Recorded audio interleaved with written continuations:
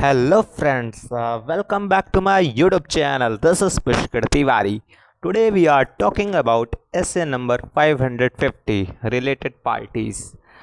ये स्टैंडर्ड बोलता है कि ऑडिटर का काम है रिलेटेड पार्टी रिलेशनशिप और उनके ट्रांजैक्शन को फाइनेंशियल स्टेटमेंट के ऑडिट के दौरान अच्छे से समझना और चेक करना। अभी रिलेटेड पार्टी ट्रांजैक्शन क्या है? रिलेटेड पार्टी ट्रांजैक्शन को फाइनेंशियल स्टेटमेंट के ऑडिट के दौरान इनको हम लोग चेक करेंगे और अंडरस्टैंड करेंगे। इस एसे के अंदर यही बताया गया है। ओके, नाउ क्या ये ट्रांजैक्शंस में फ्रॉड या मिस स्टेटमेंट का रिस्क बड़ा हो सकता है? बिल्कुल हो सकता है। क्यों? क्योंकि रिलेटेड पार्टीज ट्रांजैक्शंस में जो रिलेशनशिप्स होता है, यहाँ पर बड़ी बड़ी पार्टीज़ होती हैं, इनके जो भी ट्रांजैक्शंस होते हैं बड़े लेवल पे होते हैं, इनका कंट्रोल हाई होता है। अभी क्या है ये ऐसे 550 का फोकस है कि ऑडिटर के रिस्पॉन्सिबिलिटीज़ पे जब वो रिलेटेड पार्टी रिलेशनशिप और उनके ट्रांजैक्शंस को देखता है, मतलब ये चेक करना कि कंपनी के साथ कोई अपना बंदा रिलेटेड पार्टीज तो नहीं खेल रहा है जो फाइनेंशियल को मैनिपुलेट कर सकता है। देखो, जिसका कंट्रोल होता है फाइनेंशियल स्टेटमेंट पे, वही कंट्रोल कर सकता है, मैनिपुलेट कर सकता है, और वो चीज़ इंटरनल में ज़्यादा होती है। इंटरनल लोगों के पास कंट्रोल ज़्यादा होता है, उनके पास इंफॉर्मेशन ज़्यादा होती है। ओके, तो क्या है, फिर से ऐसे 550 का फोकस होता है कि ऑडिटर का रिस्पॉन्सिबिलिटीज़ पे जब वह रिलेटेड पार्टी रिलेशनशिप और उनके ट्रांजैक्शंस को देखता है, मतलब ये चेक करना कि कंपनी के साथ कोई अपना बंदा या फिर रिलेटेड पार्टीज तो नहीं खेल रहा है जो फाइनेंशियल स्टेटमेंट को मैनिपुलेट कर सकते हैं। क्यों है ज़रूरी? क्या है इम्पोर्टेंस?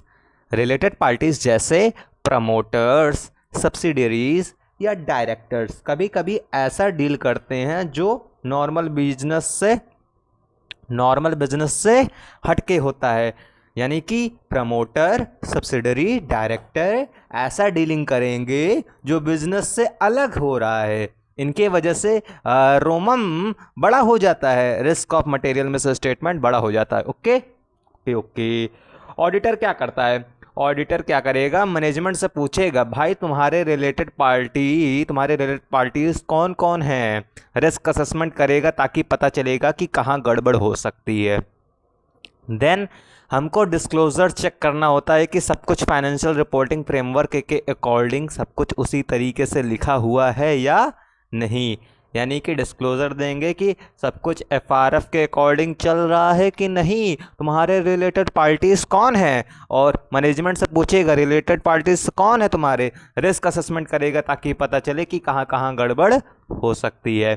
फॉर एग्जाम्पल, एक कंपनी अपने डायरेक्टर के भाई की फर्म को ओवर प्राइस्ड कॉन्ट्रैक्ट दे देती है और ऑडिटर को यह पकड़ना है कि यह डील फेयर है या फिर दोस्ती यारी का चक्कर है। Okay, now meaning of related parties with dominant influence, यानी कि रिलेटेड पार्टीज जहाँ पे डोमिनेंट इन्फ्लुएंस होता है। क्या मतलब?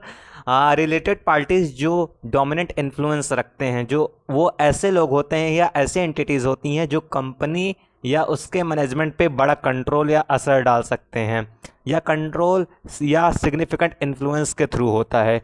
कैसे होता है? कंट्रोल और सिग्निफिकेंट इन्फ्लुएंस की वजह से। कंट्रोल जब कोई एंटिटी के फाइनेंशियल और ऑपरेटिंग पॉलिसीज़ को गवर्न कर सकता है, जैसे पेरेंट कंपनी अपनी सब्सिडरी कंपनी पे गवर्न करती है। और सिग्निफिकेंट इन्फ्लुएंस जब कोई पॉलिसीज़ में पार्टिसिपेट करता है लेकिन फुल कंट्रोल नहीं है, जैसे 20% शेयर वाला इन्वेस्टर जो बोर्ड में बैठता है। फॉर एग्जाम्पल, एक प्रमोटर 60% शेयर होल्ड करता है, एक प्रमोटर जो 60% शेयर होल्ड करता है, और वो कंपनी के डिसीजन पे भाई मेरी मर्जी बोल सकता है, या डोमिनेंट इन्फ्लुएंस है, अपनी मर्जी से बोल सकता है, डोमिनेंट इन्फ्लुएंस है, और वह रिलेटेड पार्टी होता है। ऑडिटर का काम क्या है? ऑडिटर का काम है कि ऐसी पार्टीज को आइडेंटिफाई करो, क्योंकि इनके साथ जो ट्रांजैक्शंस में होते हैं वहाँ पे फ्रॉड और बायसनेस के चांसेस ज़्यादा होते हैं। और मैनेजमेंट से पूछो, यह बंदा इतना दबाव कैसे डाल रहा है, अभी फिर से समझो। कंट्रोल क्या होता है? यहाँ पे कंट्रोल कैसे किया जाता है?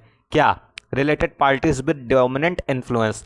तो कंट्रोल और सिग्निफिकेंट इन्फ्लुएंस, कंट्रोल कब होगा? जब एंटिटी और फाइनेंशियल और ऑपरेटिंग एक्टिविटीज़ के ऊपर गवर्नेंस हो ऊपर की पार्टी का। सिग्निफिकेंट इन्फ्लुएंस हो 20% शेयर वाला।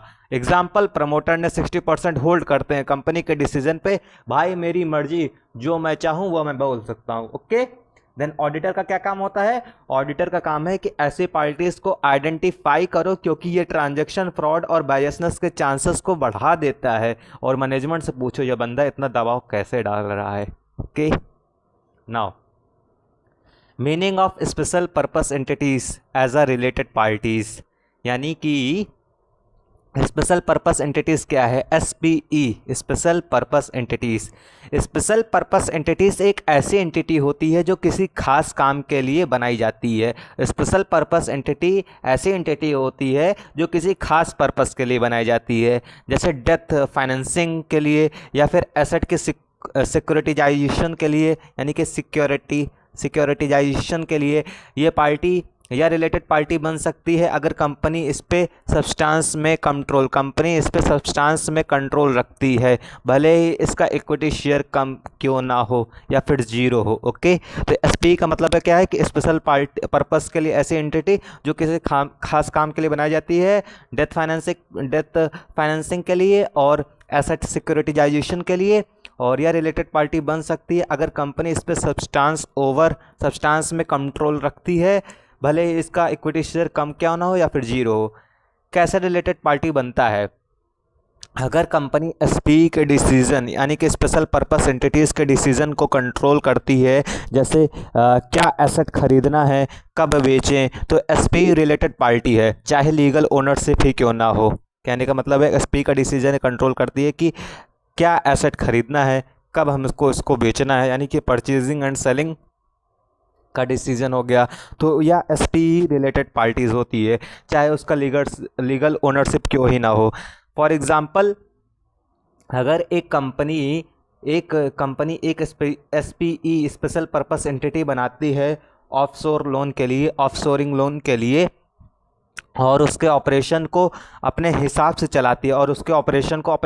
चलाती है, भले ही पेपर में 0% ओनरशिप हो, सब्सटेंस में कंपनी का कंट्रोल हो, तो SPE रिलेटेड पार्टी है। ऑडिटर का क्या रोल है? ऑडिटर का रोल होता है SPE के ट्रांजैक्शन को समझो, यानी कि स्पेशल पर्पस एंटिटी के स्ट्रक्चर को समझो।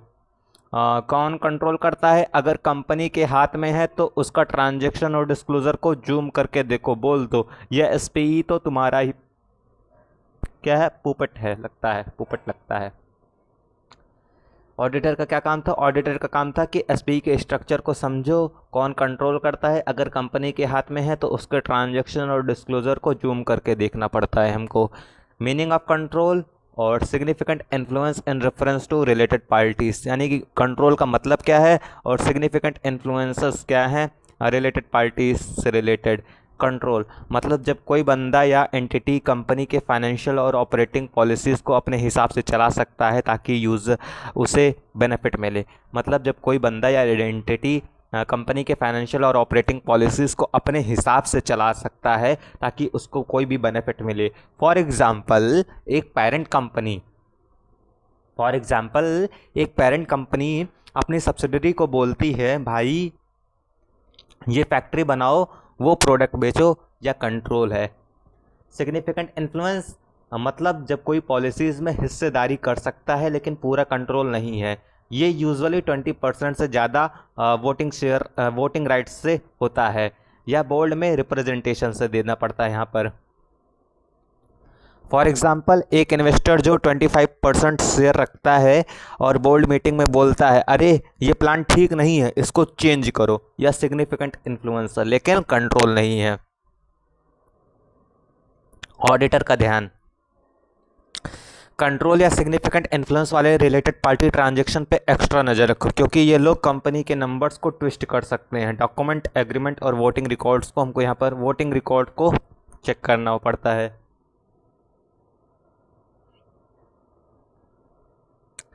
Nature of related party transaction और रिलेटेड पार्टी रिलेशनशिप, क्या होता है नेचर? रिलेटेड पार्टी ट्रांजैक्शन का स्टाइल थोड़ा अलग होता है। ये नॉर्मल बिजनेस से हटके हो सकते हैं, और जैसे interest free loan to director, interest free loan दिया गया है डायरेक्टर को, इनमें रोमम ज़्यादा होता है क्योंकि फ्रॉड, मैनिपुलेशन या इम्प्रॉपर अकाउंटिंग का रिस्क यहाँ पर बड़ा होता है। कभी कभी ये ट्रांजैक्शंस बिल्कुल नॉर्मल लगते हैं, मतलब अनरिलेटेड पार्टीज के साथ वाले डील्स जैसे रोमम होता है। फॉर एग्जांपल, एक कंपनी अपने सब्सिडरी को 0% इंटरेस्ट पे लोन देती है और ये नॉर्मल नहीं है, तो रोमम बड़ा है।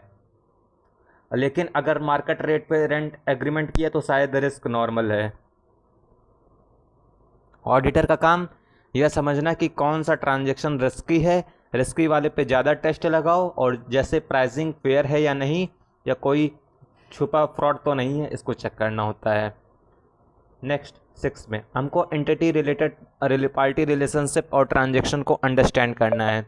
ऑडिटर क्या करेगा? SA 550 बोलता है कि ऑडिटर को मैनेजमेंट से इंक्वायरी करनी है और रिस्क असेसमेंट प्रोसीजर करने होते हैं ताकि रिलेटेड पार्टीज का पूरा सीन क्लियर हो।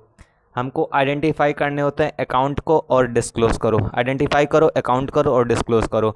मैनेजमेंट से पूछो तुम्हारे रिलेटेड पार्टी कौन है और उनके साथ में क्या डीलिंग्स हैं। चेक करो या रिलेशनशिप और transaction as per the FRF के हिसाब से रिकॉर्ड हो रहा है या फिर डिस्क्लोज हुए हैं कि नहीं। देन हमको अथोराइजेशन और अप्रूव करना होता है। पता करो कि कौन कौन सा सिग्निफिकेंट रिलेटेड पार्टी ट्रांजैक्शंस को अप्रूव करता है, जैसे बोर्ड या ऑडिट कमेटी। देखो कि कोई deal normal course of business के बाहर तो नहीं है, लेकिन डायरेक्टर को कंपनी के जेट फ्री में देना होता है, कंपनी का जेट फ्री में देना, लाइक डायरेक्टर को कंपनी का जेट फ्री में देना। अदर प्रोसीजर क्या है? बोल्ड मिनट्स, कॉन्ट्रैक्ट और शेयर होल्डर को रजिस्टर करो। एक्सटर्नल कन्फर्मेशन में क्या है? एक्सटर्नल कन्फर्मेशन मांगो, जैसे रिलेटेड पार्टी के बैंक से। Okay, for example auditor management से पूछता है यह सब्सिडरी वाला लोन का क्या सीन है, और बोल्ड मिनट्स देखता है कि लोन अप्रूव हुआ है या फिर नहीं। अगर कुछ फिशी लगे तो बोलता है यह पूरा फिल्मी डील लगता है। Okay, so that's all about SA number 550।